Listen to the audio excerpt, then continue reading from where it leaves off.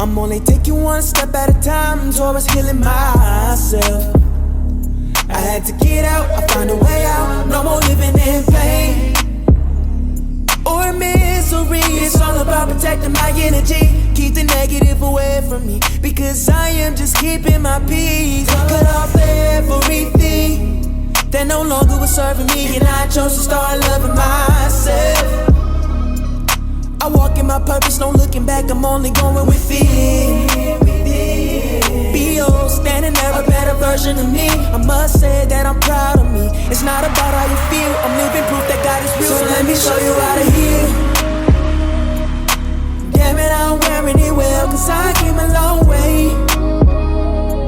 My journey isn't yet complete, that's what it look like to heal. Damn it, I'm wearing it well, I'm proud of myself. It's nothing to it, you can do it, all you gotta do is just fight through it. Create a soul, create a soul, create a soul. Just fight through it. Create a soul, create a soul, create a soul, create a soul, yeah, yeah.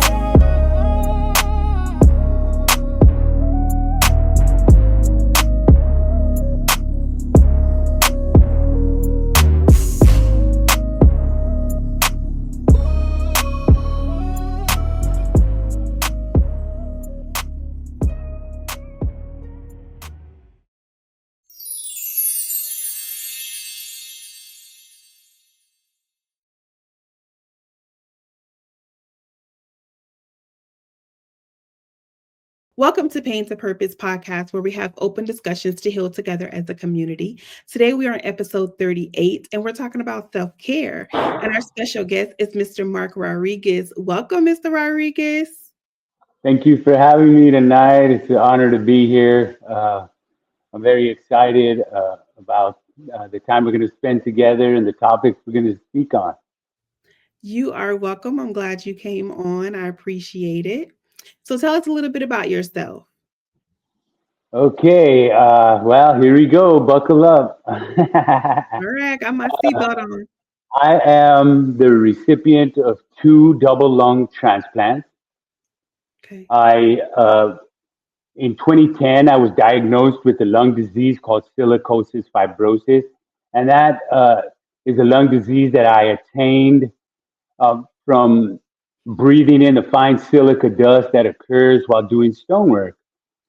Okay. And then about a year later, I got my first transplant, my first double lung transplant, and everything was going great for a little over 3.5 years. And then I had a fall that caused a pulmonary embolism the size of a nickel, and that put me on my deathbed worse than ever before. Oh, And wow. required me to have another second double lung transplant. So something that should have killed me within a couple of days, I was now battling with for close to 6 months. And on January 24th, 2016, I received my second double lung transplant. Wow. To save my life. It was actually in the nick of time. I was in the last hour of life when I got the call from the center to go to the hospital for the surgery. I actually died on the operating table during that surgery, and I got what I describe was a front row seat to the battle for my soul, and the things that I experienced and saw were very profound. And man, I hold those in the front of my brain at all times. And it was a tough time coming out of that. I was a coma for 9 days. I was in a hospital for 30 days. Wow. And when I got out, I was nowhere near ready to be in the world again. So it So took wait a quite a minute, let bit of me ask therapy. you, while you were going through this, who was there to support you? Mostly, it was my mom and well, it was my mom and my dad the first time. And then about 2.5 years into my first transplant, my father passed. I'm And sorry. so the second time, most of it was my mom and Okay. my daughter, and there was a couple of other people in my life at that time that I'm really grateful that they were in my life at that time because they helped me uh, survive long enough to get to the second one. But mostly it was my mom and my daughter, Okay. and uh, and then the recovery. Of course, I had to live near the transplant center for 4 months after that in Phoenix, Arizona. Okay. And then I was able to come back home to where I live in Santa Fe, New Mexico. But I was really, I was back in the world and I was doing things for myself again, but I wasn't really ready because I had not gone through the healing process. And so anytime, anytime you're facing something like this, like you can't, you can't really move forward until you deal with life interrupted and life interrupted will hit you and over the head and stop you dead in your tracks, and until you deal with that the proper way, you're not able to really move forward. And so for me it was like I was like, okay, God, I've been to hell and back twice, use me now. But the problem with that was I wasn't healed. I wasn't ready. And God's not going to put you in a battle that you don't have the proper weaponry, or He's not going to put you in a game that you don't know the rules. And I wasn't prepared for that because I had not gone through that process yet. And Okay. that process is starts with standing on accountability. How did I get here? Why am I here?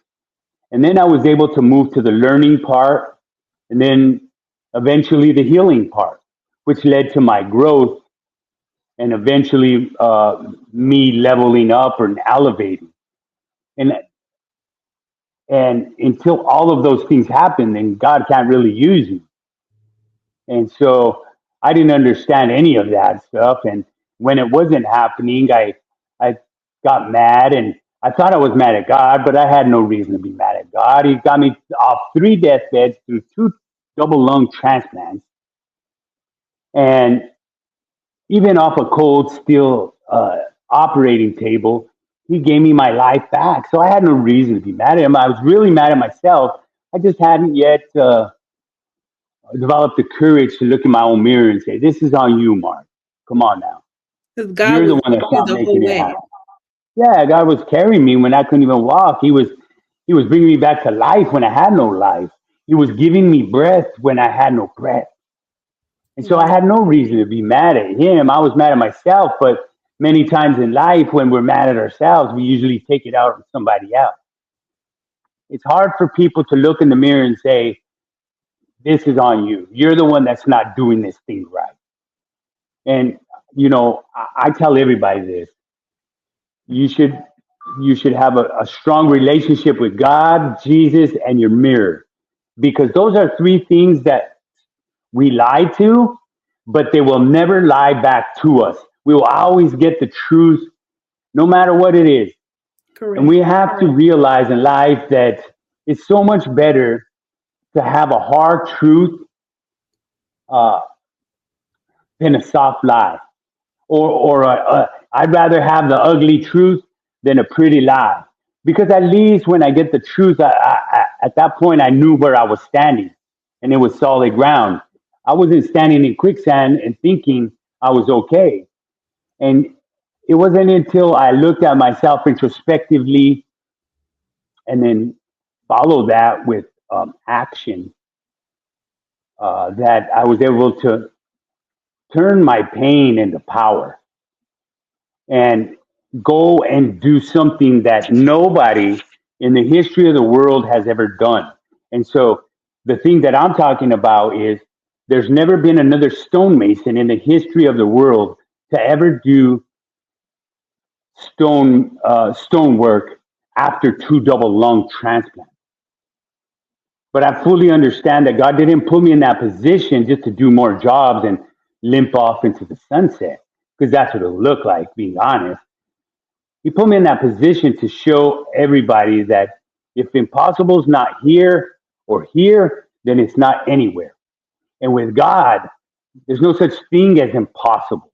He'll take your impossible and turn it into I'm possible. There's no such thing as too far gone with God, because he's capable of miracles, and he's bestowed more than a few miracles on me. I almost died when I first got sick. I actually should have died when I first got sick.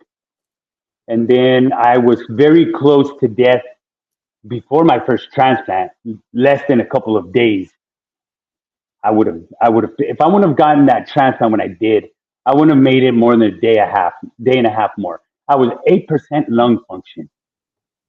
I had 8% out of 100% of my lungs functioning. My right lung was totally gone. And the only thing on my left lung was just a small portion at the top, about that much, 8%. And then the third time, it still baffles everybody as to how I was able to stay alive almost 6 months with a pulmonary embolism the size of a nickel. Because if you know anything about pulmonary embolisms, it's a blood clot. And a blood clot the size of a nickel is massive. And when it's in your lung, it doesn't even have to travel to kill you. It kill you right there in your lung. Other clots have to move and get near your heart or your brain to cause the problem, the fatality, right? But in your lung, it kill you right there. Pulmonary embolisms usually end up in a fatal way. And so at this time, I was in tremendous pain. And every time I had to go to the restroom, which was only 15 feet from my bed, my oxygen would dip into the low 60s. My heart rate would go into the high 150s. And I was basically on the edge of cardiac arrest every day, multiple times a day for several months. How did you get to the point where you were like, I am going to fight and get through this? Well, I had a great reason why. I had a real great reason why. Everybody should have a why, but with that why, there should be a face attached to your why. And I'll tell you the reason being is that when you feel like you don't have anything left, when you're on the verge of quitting,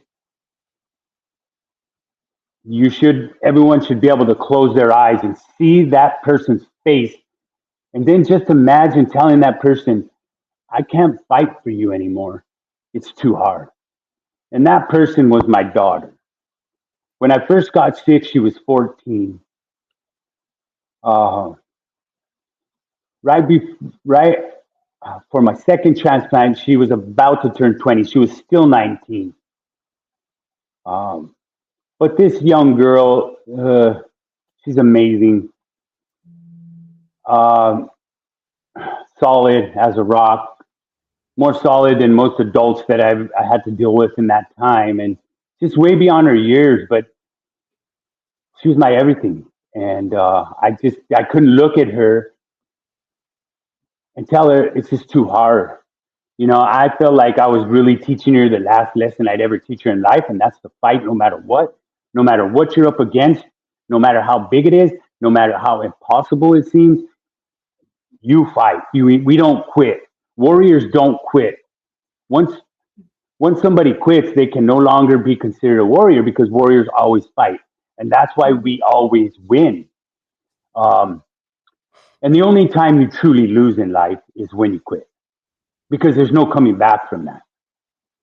For me, I don't lose in life.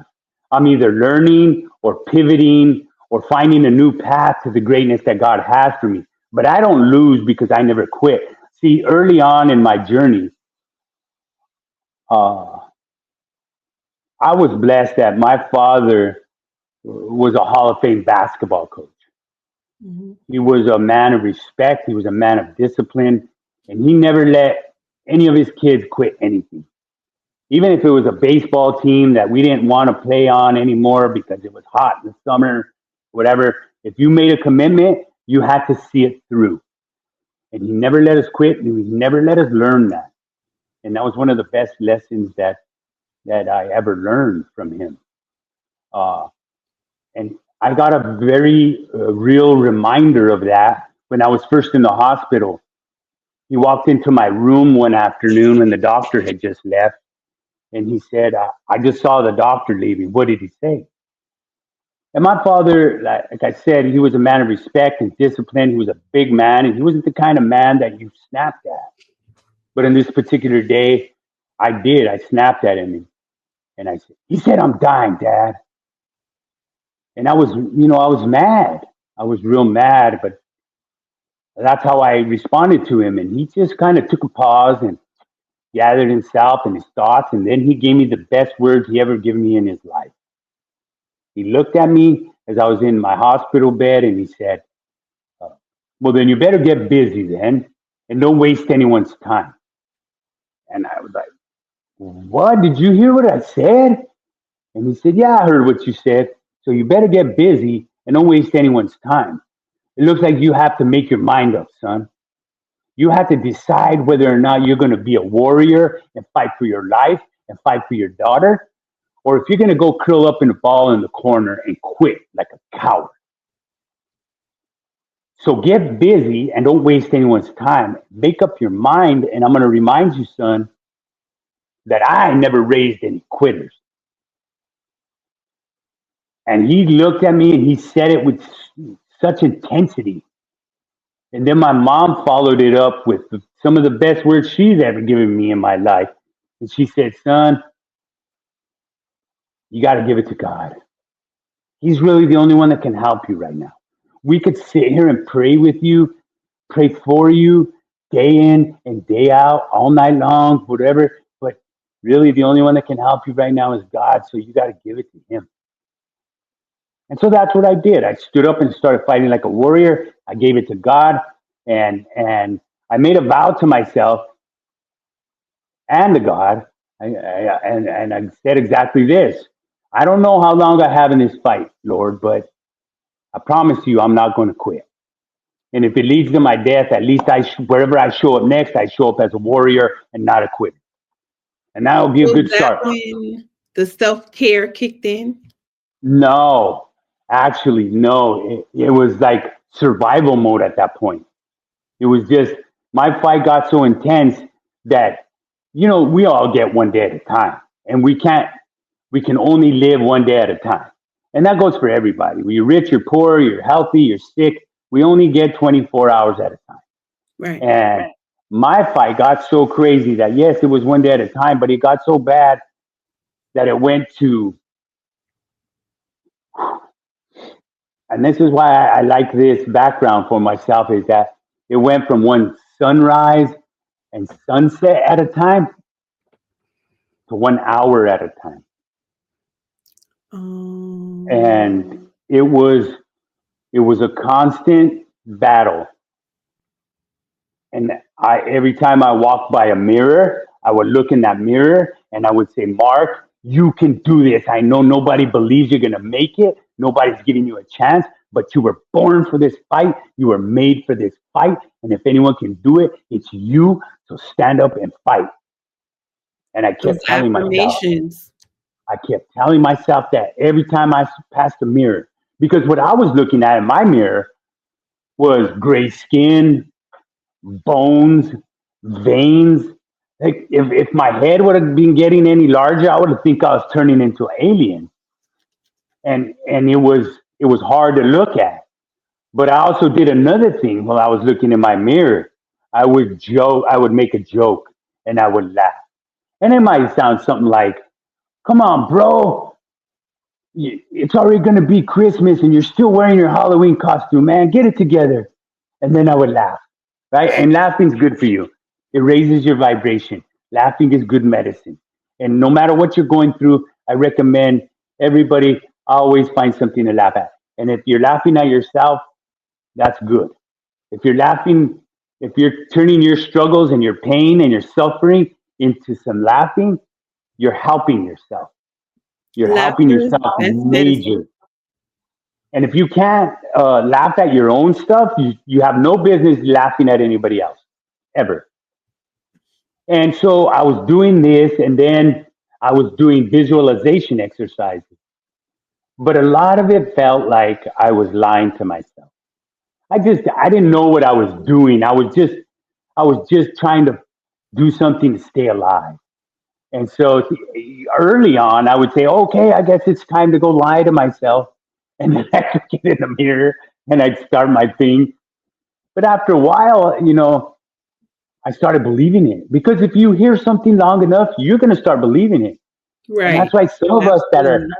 that are in toxic relationships, when that toxic person is telling you, "Oh, you're worthless, you're no good, you're garbage, you're this." If they say it long enough, sometimes we start believing it. That's awful. But it works the other way too. I like nobody was giving me a chance. I was the only one that believed that I could do it. But listen, in your life, if you're the only one that believes you can do it, or if you're the only one that believes you're the best, you are the only one that matters because you're the only one that can step in your shoes and walk your walk. You're the only one that can look in your mirror and live your life. Nobody can be Mark Rodriguez but Mark Rodriguez. Nobody can be Creative Soul but Creative Soul. See, it's when people start telling Mark Rodriguez how to do Mark, and they've never done Mark in one day or 1 hour of their life, not even a minute. It's hard to listen to that. And so sometimes you have to listen to yourself, listen to yourself. And what myself was saying, we're going to fight. And if we do, if this fight does lead to our death, well, you know what? As a warrior, we realize that that's a possibility. But we've accepted that. We're not fixated on it. We've accepted it and we move on in our battles. And we know that it's quite possible that that can happen. But we also know that, hey, wherever I show up next in the next phase of my journey, that's how I show up. I don't have to show up weak and behind, kind of behind the eight ball. Like you don't ever want to show up somewhere and everyone knows, hey, there's that quitter, right? You Mhm. want to walk in the room, they're like, man, I heard about this guy. This guy's a high level warrior.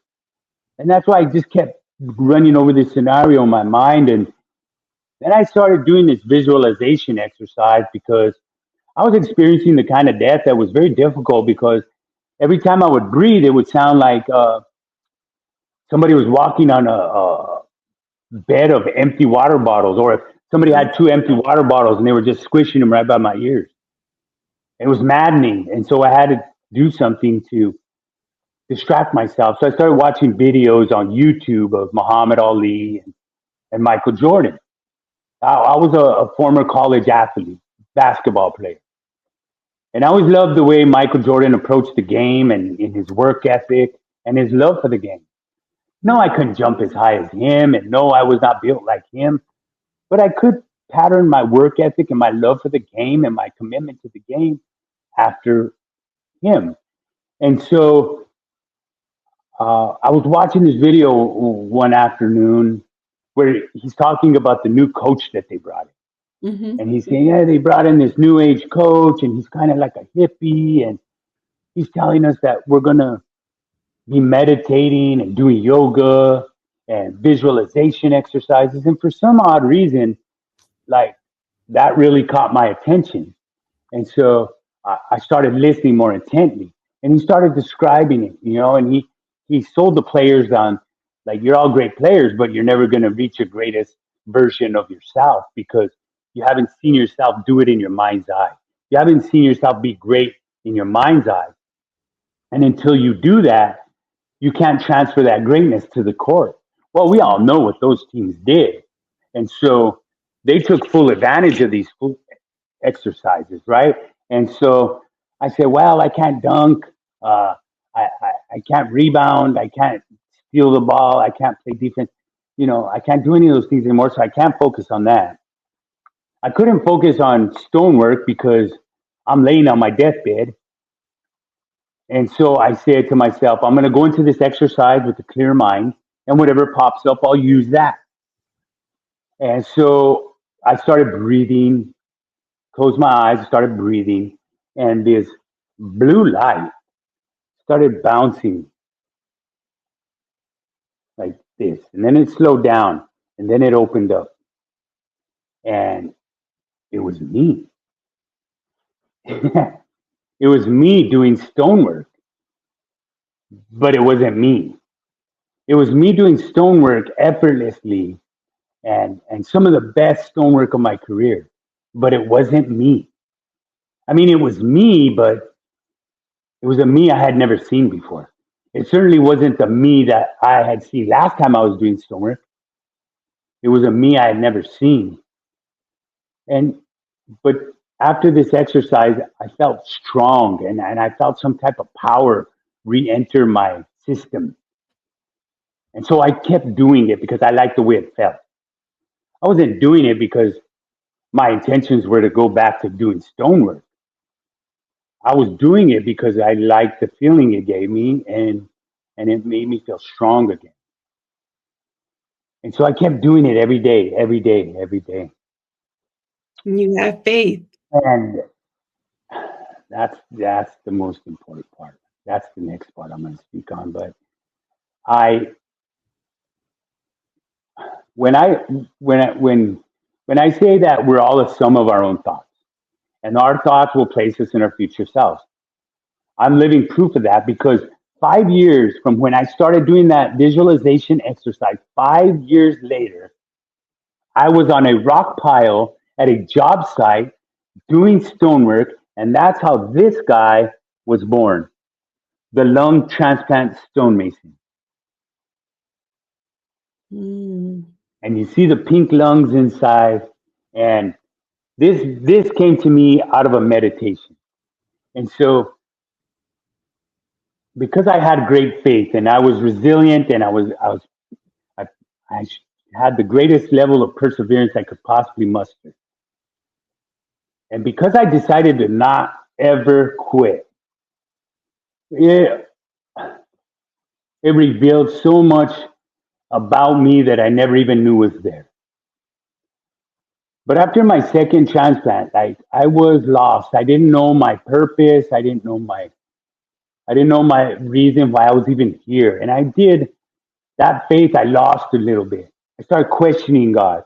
And it led me to some very dark places. And my bad choices led me to some very dark places.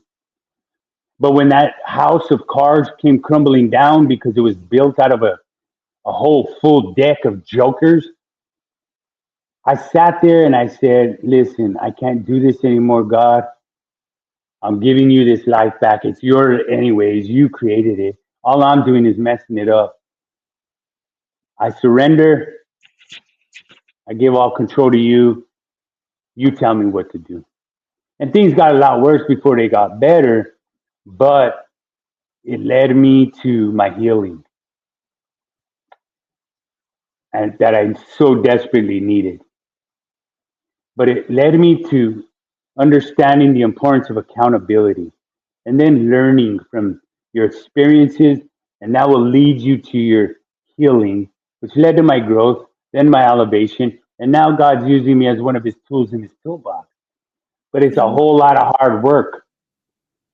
And self care is a whole lot of hard work. The thing with self care is if we don't prioritize time for self-care, be ready for pain, be ready for struggle, be ready to suffer. Because when you don't take care of yourself, you're telling yourself, I don't love you no more. And if you don't love yourself, how can you respect yourself? And if all those things are taking place, there's no way you're going to be able to instill any kind of self-discipline in your life. Mhm. But when you do place that importance on self-care and you do become disciplined to say, listen, I do have a busy day, but I'm not going to use that old excuse that everybody uses and says, I don't have time. We have time. God gives us 1,440 minutes a day. So don't say you don't have time. Be real and be truthful and say, I'm not making the time because I don't care. That's really what it is. When you say you don't have time for another person, it's that you don't care about making time for that person. If you say you don't have time for your self-care, you're saying I don't have time to care about you. You know what I mean? Yourself. And so if you don't love yourself, how can you love anybody else? If you don't Absolutely. respect yourself, you're not going to respect anybody else. And how can Absolutely. you care for anybody if you're not caring for yourself? Mhm. Listen, this is it all boils down to putting in the time and being intentional. Because if you don't, this is the thing about self-care. If you don't make time for your wellness, mm, trust me when I say that your illness will make sure that the only thing you have time for is it. You won't have time for nothing else.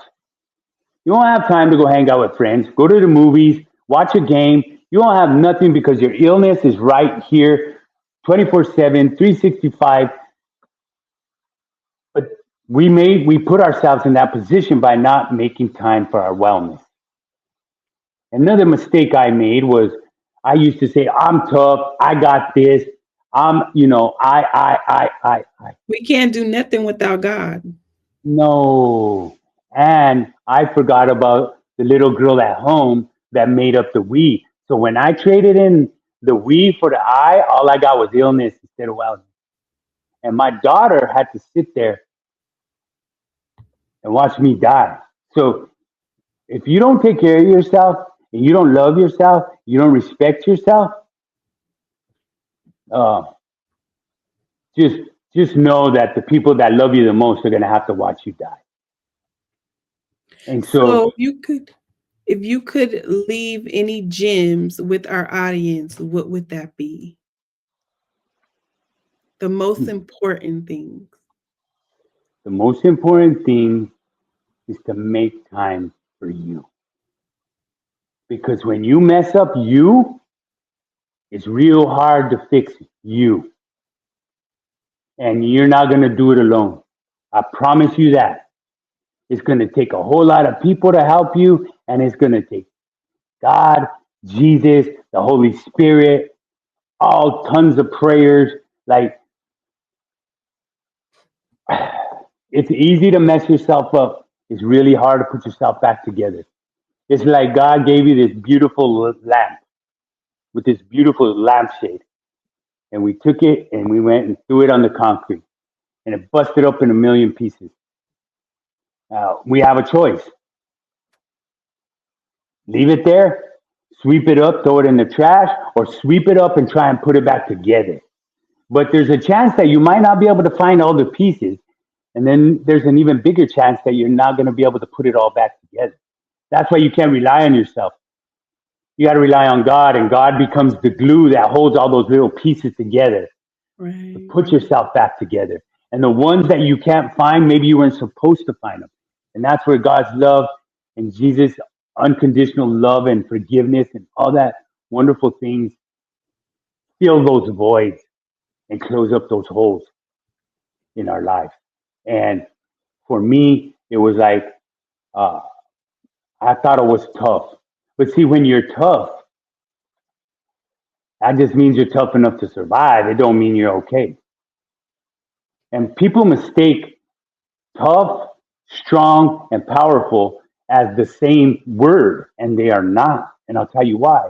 Because when you're tough enough to survive, but that doesn't mean you're okay. When you decide, I want to be okay, then you make a conscious decision to have the courage to put in the work to start rebuilding yourself or take out the things in your life that don't work anymore, that didn't work yesterday, they didn't work today. How are they going to work tomorrow? So we remove those things and we replace them with things of value and worth. That's where you get the strength. It's when you put in that work and you put it into yourself. That's strength. But power is something different. Power is after you survive. It's after you put in the work and gain that strength. Your power is in your reach. Your power is in your impact. Your power is in the example that you have set, that where people notice and it makes them want to move in action and embrace change and commit to the hard work that will lead to transformation. But the thing of it is like here's this is the guy I was. This is the man that I'm supposed to be. The problem with this is there was no road in between those 2 points. So I, day by day, had to put those bricks in the road and build that road to the place where I'm at now. And that's the man I'm supposed to be. But the only way that could happen is for me to kill off the guy I used to be. Sometimes you have to kill the worst version of yourself in order for the best version of yourself to be born and flourish. And if we're just talking about surviving, it is not good enough. And I'll tell you why. Because if you're just talking about surviving, eventually that becomes a sob story and nobody wants to hear it because We everybody need has to it. thrive. We don't want to The survive. We story want only matters if you thrive after you survive. And that's when your story can impact other people. And when they hear your story, they have the courage to start telling their story. And when they see how you healed, they have the courage to get on their healing journey that will lead to their growth and their elevation. That's the only time that your story matters because you're talking about victory. You're not talking about, this thing where it says, when life knocks you down, get back up. But wait a minute. What do we do after that? Do we just get back up and stand in the same place just to be an easy target to get hit again? That don't make no sense. right. You got to get back up and you got to move and you got to move in action. You can't be just a steel target because then you're just kind of volunteering to get beat up. You're volunteering to be, if you stay in the victim role too long, you're not a victim no more. You're a volunteer and you'll never be the victorious one. You have to move. You have to get out of that place. You can't just stand up to get beat up again. You got to move and you got to start hitting back. You know what I mean? You have to fight. Nobody's going to fight for you. And nobody wants in on a fight if you're not even invested in your own fight. And nobody's going to believe in you if you don't believe in yourself. Right, right. And the thing is like we say all the time, and everything I talk about, I'm guilty of. But everything I teach is how I got out of these places. Right, And we absolutely. say, oh, I believe in myself. I believe in myself. But then we turn around and operate in self sabotage. You see, those two things will never go together. Never. It's kind of like we're forcing ourselves to eat a peanut butter and tuna fish sandwich. Two other things that will never go together. And yeah, I'll be honest with you. The way I used to live, man, I would rather eat that peanut butter and tuna fish sandwich than have to go back to the way I used to live. Because we operate in self sabotage and then we wonder why we struggle. We amplify the negatives and then we wonder why we struggle. We feed our fears and doubts till they become monsters and then we wonder why we struggle. We It's very utilize the tools of the important. weak It's and we very wonder why we important struggle. that we stay connected to positive people. Yes, but we have to be positive ourselves. See, whenever we want to create change, we say, I want to change this, I want to change that, I want to change my neighborhood, my community, I want to change things at work. Listen, we have to understand that that change comes within first. And when we create that change within and we embrace that change, then we can facilitate change anywhere we go. But in an ever-changing world, if we're not willing to be a constant work in progress and continue changing ourselves, that's how you fall through the cracks. That's how you become a statistic. That's how you die. That's how you become invisible. Like, this world changes so quickly. If we're just going to stay stuck to our ways, it's not going to work. It's like the story about the lumberjack who would go out every day and cut a load of wood, right? And then he never sharpened his axe and he never took care of the handle. And he started getting weaker. So he was going out and he was finding himself working harder and harder, and he was coming back with less wood. And he couldn't figure it out until he figured out, like, I'm using this old tool and I haven't changed it. I haven't sharpened it. I haven't fortified the handle. And that's why we're not getting the same results. We have to listen. The only thing that's consistent in this world is that things will change. That's the only thing you can count on. The other thing you can count on is that this world is going to kick your butt. That's the only thing we're guaranteed from the world, is that it's going to kick your butt. Having said that, we really need to stop getting in line and participating in our own butt kicking by using things like self-sabotage, amplifying negatives, feeding our fears and doubts, utilizing the tools of the week, which are blaming others, making excuses, complaining, wallowing in self-pity, and judging others before we look at ourselves introspectively. Now, self-care for me now, oh man, I wake up at 4 a.m. I have a tall glass of water. I speak to my water. I tell my water I love it. I thank it for healing my body, cleansing my body, and strengthening my body. I say, thank you, God, for these living waters. I love you, God. I love you, Jesus. I love you, Holy Spirit. And then I drink my water. And then I get into a 20-minute meditation. And after I'm done with that, I get into 20 minutes of prayer. And then I get into 20 minutes of reading the Bible. And then I do 20 minutes of breath work. And then I do my workout. And this is while most of the world is asleep. And I take advantage of this time because I don't have any interruptions. And when I'm in meditation or prayer, the communication lines at that hour are wide open to receive and to send. And there's no interference. There's no interference. And it's very empowering to be able to get up at that time. And by the time other people are just starting to wake up, I've already put in all my work. I put my armor on and I'm ready for the world. And the reason why I landed up on deathbeds was because I never did that.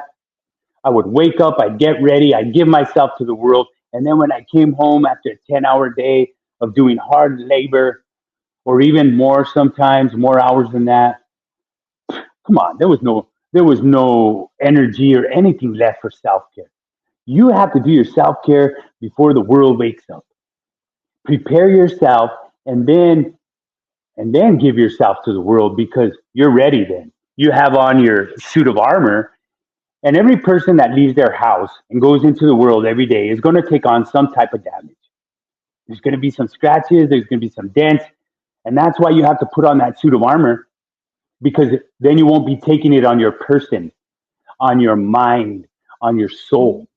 It's going to be hitting that armor, and it's going to leave a couple scratches and dents on that armor, but not on you.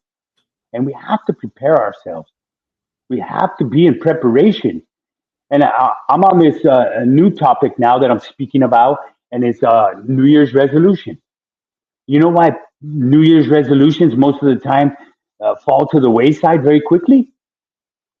It's because people think that they can start preparing on January 1st. That's when the race starts. That's when the test starts. If you go take a test You're not going to be studying right when the teacher says, okay, pull out your pencils and open the booklet. And then you say, okay, I'll study and then I'll do. No, by the time you're done studying, the test is over. Hey, it's too late. It's just like a race. You're not going to try to get in shape right when they're with the starting gun, ready to start the race. The race starts on January 1st. Your preparation should have started in December because December is ripe for renewal. December is ripe for transformation. It Right, speaks to right. just the season, the spiritual nature of it really speaks to transformation and renewal. And so that's the month that a lot of us get caught up in looking back or being sad or missing people. And really, there is some of that, but we have to keep it in perspective and we really have to be intentional about, hey, this is where we're tilling the ground. This is where we're getting seeds in the ground. Because on January 1st, that's when we start watering. We Right, can't be right. on So January I have 1st to trying to ask fix the you, ground. is there a special quote you go by or your favorite Yeah, scripture? yeah, yeah. I say this all the time. Uh, the only time we truly lose in life is when we quit because there's no coming back from that. And warriors always win because we always fight. All right. So I thank you And for coming on to the and my show. We favorite really scripture, appreciate it. let me share my favorite scripture with you real quickly, Okay. is Philippians 4:13. I can do all things through Christ who strengthens me. So that tells us right there, you should never doubt yourself. Literally, there will be thousands of people who will doubt you in your life. Do not ever become one of them. And as far as fear goes, there's something that's mentioned in the Bible 365 times. Wait, 365 times? That's strange. That's how many days there are in a year. Yeah, there's it's fear not. It's mentioned in the Bible 365 times. That means you can go to your Bible, find a new passage every single day that tells you you don't have to be scared. You don't you don't have to be scared. Don't feed your fears and doubts. Starve them until they die, and when they die, bury them. My fears and doubts, this is what they get. They don't get leftovers. They don't get scraps. They don't get crumbs. They don't get a whiff. They don't get a sniff. If I'm talking about what I'm cooking, they don't even get to listen. They get to die Right. because they'll make sure that happens to me if I don't make sure that happens to them. They'll start with my dreams, my goals, and my aspirations, and then eventually I'm done. So if, don't be surprised if you feed your fears and doubts and they become monsters and you become inoperable. You can't function. And just remember, your body and the universe are always listening, and the answer is always yes. So choose your yes. Either you speak life into your life or you speak death into your life, but the answer is always yes. All Choose right. your yes. Okay. Well, we thank you. Appreciate you for coming on to the show to share your story, your testimony. We really do. For our audience, remember it's only pain until you discover your purpose and start your healing journey. And I'll see you next Monday. Bye. Thank you. Bye.